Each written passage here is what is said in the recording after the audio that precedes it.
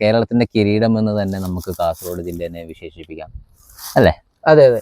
അപ്പം നമുക്ക് പൈതൃകങ്ങളുണ്ട്, സംസ്കാരമുണ്ട്, പാരമ്പര്യമുണ്ട്, ആചാരാനുഷ്ഠാനങ്ങളുണ്ട്.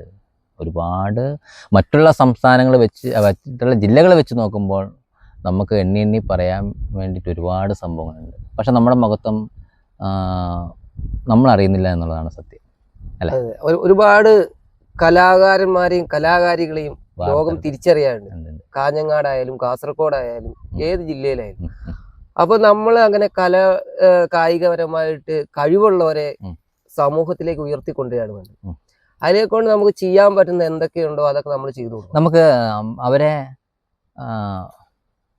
പിന്നാമ്പുറത്ത് നിന്ന് മുമ്പിലേക്ക് കൊണ്ടുവരണം. അതെ അതെ. ക്യാമറ.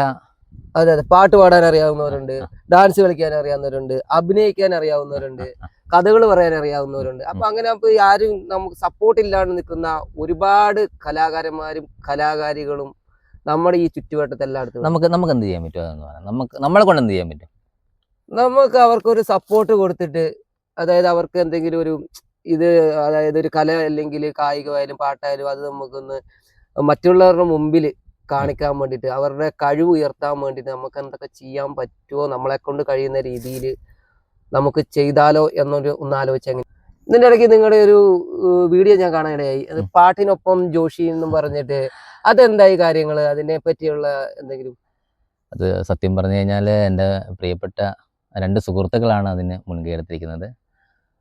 ഞാൻ അത്യാവശ്യം ഗാനമേള സ്റ്റേജുകളിൽ അവതാരകനായിട്ടൊക്കെയാണ് പോകുന്നത്. അപ്പോൾ എൻ്റെ പ്രിയപ്പെട്ട കുറച്ച് സുഹൃത്തുക്കളാണ് അതിന് എനിക്ക് മുൻകൈയായിട്ട് എന്നെ സ്റ്റേജിൽ കയറ്റിയത്. അപ്പോൾ നല്ല സപ്പോർട്ടായിരുന്നു. പക്ഷേ അതിനേക്കാളും ഉപരിയായിട്ട് ഈ ഒരു സംഭവം വന്നപ്പോൾ, പാട്ടിനോടൊപ്പം ജോഷി എന്ന് പറയുന്ന ചെറിയൊരു പ്രോഗ്രാമാണ്. നല്ല റിസൾട്ടായിരുന്നു കേട്ടോ. സത്യം പറഞ്ഞു കഴിഞ്ഞാൽ കുറേ ആൾക്കാർ വിളിച്ചിരുന്നു. അപ്പം കഴിഞ്ഞ 2-3 ആഴ്ചയായിട്ട് ഒരു എപ്പിസോഡ് പോലും ഇടാൻ പറ്റിയിട്ടില്ല. കാരണം വെച്ചാൽ തിരക്കായിരുന്നു കുറച്ച്. അപ്പം നമ്മുടെ ഒരു മാഷിൻ്റെ ഒരു പ്രോഗ്രാം കൂടെ ഉണ്ട്. അപ്പം അതിൻ്റെ ഫുള്ള് 2-3 ആഴ്ചയായിട്ട് ഫുള്ള് ഓട്ടം തന്നെയായിരുന്നു. അതുകൊണ്ട് ഈ ഒരു പരിപാടിക്ക് വേണ്ടിയിട്ട് പോകാൻ പറ്റിയിട്ടില്ല. അതുകൊണ്ട് അങ്ങനെ. പിന്നെ ഈ സോഷ്യൽ മീഡിയയിൽ പ്രത്യേകം ഉണ്ടല്ലോ, നമ്മളെപ്പോഴും നിരന്തരമായിട്ട് വീഡിയോസുകൾ ഇട്ടുകൊണ്ടിരിക്കണം. അതെ. സോഷ്യൽ മീഡിയനെ പറ്റി പറഞ്ഞു വന്നപ്പോഴാണ് എനിക്കൊരു കാര്യം വന്നത്. നിങ്ങളിപ്പോൾ പറഞ്ഞ പോലെ ഇപ്പം പാട്ടിനൊപ്പം ജോഷി എന്ന് പറഞ്ഞൊരു ഒരു കലാകാരൻ നമ്മൾ ഉയർത്തിക്കൊണ്ടുവരാൻ നോക്കി. അതുപോലെ തന്നെ സോഷ്യൽ മീഡിയ വഴി തന്നെ നമുക്ക് എന്ത് ചെയ്യാൻ പറ്റും?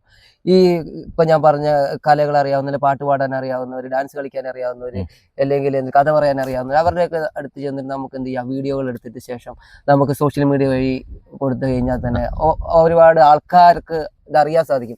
ഇന്ന ആൾക്കാർ, ഇന്ന കലാകാരന്മാര് ഇന്ന ജില്ലകളിലുണ്ട്, അല്ലെങ്കിൽ കാഞ്ഞങ്ങാടുണ്ട്, അല്ലെങ്കിൽ കാസർഗോഡുണ്ട് എന്ന ആളുകളിലേക്ക് നമുക്ക് എത്തിക്കാൻ സാധിക്കും. അപ്പൊ അങ്ങനെ നമുക്കറിയാവുന്ന നമ്മുടെ അറിവിലുള്ള ആൾക്കാർ ആരൊക്കെയുണ്ടോ നമ്മൾ അവിടെ പോയി കണ്ട് അവരോട് സംസാരിച്ച് അവരുടെ ഒരു ചെറിയ ബൈറ്റ് എടുത്തിട്ട് ഈ കാര്യങ്ങളൊക്കെ ചെയ്യുവാണെങ്കിൽ എത്രയോ ബെറ്റർ ആയിരിക്കും. അത് നല്ല കാര്യം തന്നെ. ഞങ്ങൾ ശ്രമിച്ചുകൊണ്ടിരിക്കുന്നതും അത് തന്നെയാണ്. ആൾക്കാർ അന്വേഷിക്കുന്നുണ്ട്, പറയുന്നുണ്ട് ഞങ്ങളെ ഒന്ന് ചെയ്യുമെന്ന് ചോദിച്ചിട്ട്. അപ്പോൾ അല്ല, സമൂഹത്തിൻ്റെ താഴത്തെ തട്ടിൽ നിൽക്കുന്ന ജനങ്ങൾ, അപ്പോൾ അവരെയാണ് നമ്മൾ ചെയ്യുന്നത്. ഇനിയും അത് മുന്നോട്ട് കൊണ്ടുപോകും. അതെ, സാധാരണക്കാരെ നമ്മൾ ഉയർത്തിക്കൊണ്ട് വരിക എന്നുള്ളതാണ്. സാധാരണക്കാരെ കൈപിടിച്ച് ഉയർത്തുക എന്നുള്ളതാണ് നമ്മുടെ ഒരു ലക്ഷ്യം. അതെന്നറിയാവോ, ശരിക്കും പറഞ്ഞു കഴിഞ്ഞാൽ ഒരു 10-15 വർഷമായിട്ടുള്ളൂ സോഷ്യൽ മീഡിയ നമ്മുടെ ഈ കിഴക്കൻ മേഖലയിലേക്ക് സജീവമായിട്ട് വന്നിട്ട്. അപ്പം അതിനു മുമ്പൊക്കെ ഇങ്ങനത്തെ ഒരു അവസരങ്ങൾ ഉണ്ടായിരുന്നില്ല. നമ്മളൊക്കെ ചെറുപ്പത്തിൽ നിന്നും നമുക്ക് ഇങ്ങനത്തെ ഒന്നും കിട്ടിയിട്ടില്ലല്ലോ. ഒരു പ്രായമില്ല, എന്നിരുന്നാൽ തന്നെയും നമുക്ക് അതിനുള്ള സാഹചര്യങ്ങളും ഫെസിലിറ്റി ഒന്നും ഉണ്ടായിരുന്നില്ല. കുതിച്ചു കയറുന്ന സോഷ്യൽ മീഡിയയിലേക്ക് ഇപ്പോഴേ നമ്മൾ തരംഗമായാലേ കാര്യമുള്ളൂ. ഇപ്പൊ മൊത്തത്തില് സോഷ്യൽ മീഡിയയാണ് വളർന്നുകൊണ്ടിരിക്കുന്നത്. എവിടെ തുറന്നാലും മൊബൈല്, അതുപോലെ തന്നെ യൂട്യൂബ്, ഫേസ്ബുക്ക്, ഇൻസ്റ്റാഗ്രാം, എല്ലാരും അതിൽ തന്നെയാണ് ആൾക്കാരുള്ളത്. അപ്പൊ എന്തായാലും ആ ഒരു വഴിയിൽ കൂടെ നമുക്ക് കൂടുതൽ പ്രൊമോട്ട് ചെയ്യാൻ കഴിയുള്ളൂ. അതുപോലെ ആൾക്കാർ സപ്പോർട്ട് ചെയ്ത് നമുക്ക് ആളുകളിലേക്ക് എത്തിക്കാൻ പറ്റുള്ളൂ. ഇന്ന കലാകാരന്മാർ ഇന്ന ഏരിയയിലുണ്ട് എന്നുള്ളതൊക്കെ അറിയിക്കാൻ നമ്മളെ കൊണ്ട് സാധിക്കുള്ളൂ. പിന്നെ ഞാൻ മനസ്സിലാക്കിയൊരു കാര്യം എന്ന് വെച്ചാൽ കാലത്തിനൊപ്പം നടക്കുക എന്നുള്ളതാണ്. അതെ അതെ അല്ലേ? നമുക്ക് എന്തെല്ലാം കഴിവുണ്ടെങ്കിലും നമ്മൾ എത്രമാത്രം അറിവുകൾ സമ്പാദിച്ചെങ്കിൽ തന്നെയും നമ്മളത് കുറച്ച് ആൾക്കാർ അറിഞ്ഞില്ലെങ്കിൽ, നമ്മൾ ഇപ്പോഴത്തെ സാഹചര്യത്തിൽ സോഷ്യൽ മീഡിയ പ്ലാറ്റ്ഫോം ആശ്രയിച്ചിട്ടില്ല എന്നുണ്ടെങ്കിൽ നമ്മളൊന്നുമല്ല, വട്ടപൂജയാണ്. അപ്പോൾ നേരെ മറിച്ചിട്ട്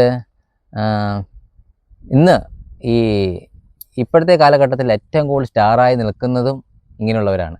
അതെ അതെ അതെ അതെ അതെ അത് ശരിയാണ്. അല്ലേ? അതെ അതെ അപ്പം ഞാൻ ഇപ്പം ഒരു ഡിജിറ്റൽ മാർക്കറ്റിങ്ങിന്റെ ഒരു സാധ്യതകളെ കുറിച്ചാണ് മനസ്സിലാക്കിയത്.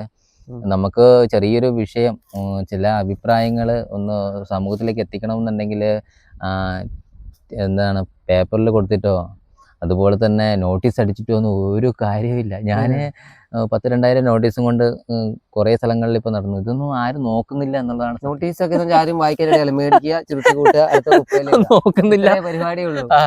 അപ്പൊ ഞാൻ പലരും വായിക്കാനുള്ള വായനാശീലം ഇപ്പോഴേ കുറവുള്ള ഒരു കാലഘട്ടമാണ്. അതെ അതെ അതെ പണ്ടൊക്കെ ആണെങ്കിൽ ഒരുപാട് ആൾക്കാർ പത്രം വായിക്കും, ഉം. അതുപോലെ തന്നെ ബുക്സ് വാങ്ങി വായിക്കും, ലൈബ്രറിയിൽ ഇതുണ്ടാവും, അങ്ങനെ ഓരോ ആൾക്ക് വായിച്ചു വരും. പക്ഷെ വായിച്ചും വളരണം എന്നാണ് ആ. നമുക്ക് പറയാനുള്ളത്. അതെ. മൊബൈലിൽ തന്നെ അഡിക്റ്റ് ആയിട്ട് കാര്യമില്ല, വായിച്ചു വളരെടുത്ത് വായിച്ചു വളരണം. പിന്നെ ഞാൻ എന്നിട്ട് TV ചാനലിൽ ന്യൂസ് കൊടുത്തു, നമ്മുടെ ആ മാഷിന്റെ ഒരു ബോക്സിംഗ് പ്രോഗ്രാമിനെ കുറിച്ചിട്ട്. ആഹാ. ഈ 15-ാം തീയതി നടക്കുന്നത്. അപ്പം ഈ അടുത്ത ദിവസം ആണ് വ്യാപാരമേളയിൽ വെച്ച് നടക്കുന്നത്, മറ്റേ മാവുങ്കൽ. മാവുങ്കൽ വെച്ച് നടക്കുന്നത്. അപ്പോൾ അതിന് വേണ്ടിയിട്ട് ഞങ്ങൾ ഒരുപാട് അഡ്വർടൈസ്മെന്റിന് വേണ്ടിയിട്ട് 10,000-25,000 റുപ്യേൻ്റെ അടുത്ത് മുടക്കിയിട്ടായി. അതെ അപ്പോൾ അത്രയും പൈസ ഇതിന് വേണ്ടിയിട്ട് തന്നെ മുടക്കുന്ന സമയത്ത് ഞങ്ങൾക്ക് ആദ്യമാണ് എന്ന് വെച്ചാൽ ഇതെങ്ങനെ ജനങ്ങൾ ഏറ്റെടുക്കും, അങ്ങനെ പല ആൾക്കാരുടെ അഭിപ്രായം ചോദിക്കും. എൻ്റെ ഒരു പ്രത്യേകത വെച്ചാൽ ഞാൻ എല്ലാവരോടും ഒരു ചെറിയൊരു കാര്യമാണെങ്കിലും ഒരു 100 പേരുടെ അഭിപ്രായങ്ങൾ ചോദിക്കും. ഇത് എങ്ങനെ ഉണ്ടാകും എന്നുള്ളൊരു അഭിപ്രായം ഞാൻ ചോദിക്കും. അത് പണ്ട് മുതലേ ഉള്ളൊരു ശീലമാണ്. അപ്പം ആൾക്കാർ പറഞ്ഞു, ഞാൻ പറഞ്ഞു ഇത് ചേട്ടാ ഒരു സ്ഥലത്ത് പോയിട്ട് ചേട്ടാ അങ്ങനെ ഞാൻ TV-യിലെല്ലാം ഇങ്ങനെ കൊടുത്തിട്ടുണ്ട്, അതൊക്കെ വർക്കൗട്ട് ആകുമോ? ഞാൻ പറഞ്ഞു ആകുമെന്ന് പറഞ്ഞു. പിന്നെ പേപ്പറിൽ കൊടുത്തതുകൊണ്ട് പ്രത്യേകിച്ചൊരു കാര്യമില്ല എന്നും പറഞ്ഞു. ഞാൻ ചോദിച്ചു പിന്നെ എന്താ ചെയ്യേണ്ടതെന്ന് ചോദിച്ചു, ഈ നോട്ടീസ് കൊണ്ട് നമ്മൾ എന്താ ചെയ്യേണ്ടതെന്ന്. അപ്പം പറഞ്ഞു വെച്ചാൽ നിങ്ങൾ നല്ലൊരു യൂട്യൂബറിനെ കാണുക, അത് ഒരു സാധ്യതയുണ്ട് കേട്ടോ. അതെ എല്ലാം പകുതി പകുതിയാണ്. ഒരു 50% അല്ലെങ്കിൽ ഒരു 25% നോട്ടീസ് ആയിട്ട് പോകും, ഒരു 25% യൂട്യൂബ് അതുപോലെ തന്നെ സോഷ്യൽ മീഡിയ വഴി പോകും. പിന്നെ നമ്മളായിട്ട് പറഞ്ഞ് കുറച്ച് ആൾക്കാർ വരും. പിന്നെ അതുപോലെ ഇതുപോലെയുള്ള അവസരങ്ങൾ കിട്ടുമ്പോൾ അത് വിനിയോഗിക്കാൻ വേണ്ടിയിട്ട് എല്ലാവരും ശ്രദ്ധിക്കുക. ഇപ്പൊ ഒരു ബോക്സിംഗ് ആയാലും കായികപരമായുള്ളൊരു കാര്യമാണ്, സെൽഫ് ഡിഫെൻസ് ആണ്, അങ്ങനത്തെ കുറെ അതുപോലെ കരാട്ടെ അതുപോലെ ബോക്സിങ് അങ്ങനത്തെ ഐറ്റംസ് ഇതൊക്കെ പറഞ്ഞു കഴിഞ്ഞാൽ തന്നെ നമുക്ക് ആയോധനപരമായിട്ടും അല്ലെങ്കിൽ നമുക്ക് സെൽഫ് ഡിഫെൻസ് ചെയ്യാനും ഒക്കെ ആയിട്ടുള്ള സംഭവം. അപ്പൊ അങ്ങനെ ഒരു അവസരം നമുക്ക് വീണ് കിട്ടുമ്പോൾ നമ്മൾ അത് മാക്സിമം യൂസ് ചെയ്യാണ് വേണ്ടത്. അപ്പൊ അതാരും തള്ളിക്കളയാണ്ട് ഈ പറയുന്ന ഈ പ്രോഗ്രാമിലേക്ക് ഈ 15-ാം തീയതി നടക്കുന്ന അതിലേക്ക് എല്ലാവരും വരണം തന്നെയാണ് നമ്മൾ ആഗ്രഹിക്കുന്നതും എല്ലാം.